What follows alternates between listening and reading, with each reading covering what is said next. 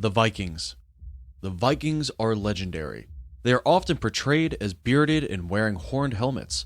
They are characterized as bloodthirsty savages. The image of barbaric invaders riding the waves inside their dragon-headed long ships is the very definition of Viking for many people. The image is iconic and almost entirely the result of romantic idealism. The Vikings were legendary, but not for the reasons that many people might think. The people of the cold Scandinavian north came from a harsh environment.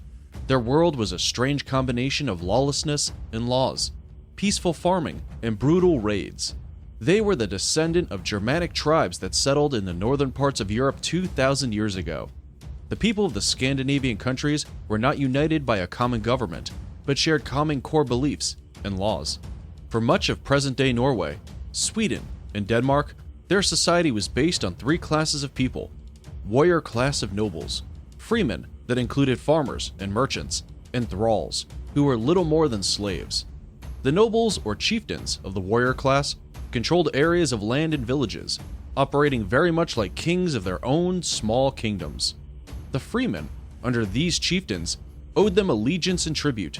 Laws concerning crime, the rights of freemen, land ownership, government, and tribute were in place to protect the warriors and freemen. In times of peace, a freeman or warrior lived a life of subsistence and survival, but protected legally by his chief.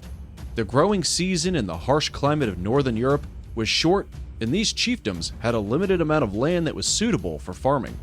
Raids between chiefdoms were frequent and a regular part of life. For many centuries, life went on as it always had. The warriors ruled and raided. Merchants traded goods. Tradesmen made weapons and boats, and farmers tended their crops, raised livestock, and fished. The thralls labored and toiled. This way of life could be thrown into chaos and disaster if the crops did not grow in abundance, if raids resulted in death and loss of land, if the winters were harsh or disease swept through a chiefdom. The infant and child mortality rate was high, and the population of the Scandinavian countries never exceeded 2 million. In the early centuries of the Dark Ages, there was a change in northern Europe. The climate was milder in the 6th and 7th centuries AD, which led to a larger population. A larger population of warriors and freemen would have meant less land and wealth available in the northern lands. A restless population of well-trained warriors and freemen, combined with considerable advances in boat building, would have proved to be a volatile combination. The Viking Age began, and it will last for 276 years. During this age, the Vikings will raid, colonize, and explore. They will dominate much of Europe and settle new lands. The Vikings' attacks were so sudden and so ferocious that many early Christians considered them to be denizens of hell, and these warriors to be sent by Satan himself. These warriors were so savage, and these raids so utterly brutal, that many considered them to be heralds of the apocalypse. The Vikings were able to hold entire cities and nations under their control and demand tribute often without ever raising a sword.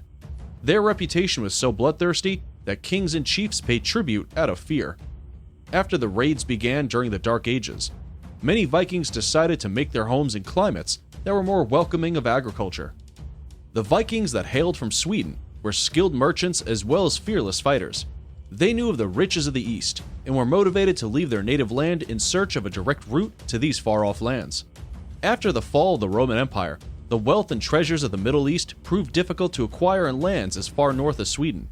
The trade routes that existed were over land and unreliable, or consisted of traveling thousands of miles around the continent to reach ports in the Mediterranean. Their destination was ultimately the rich cities of Constantinople and Baghdad, where the silks and precious silver of Asia could be acquired.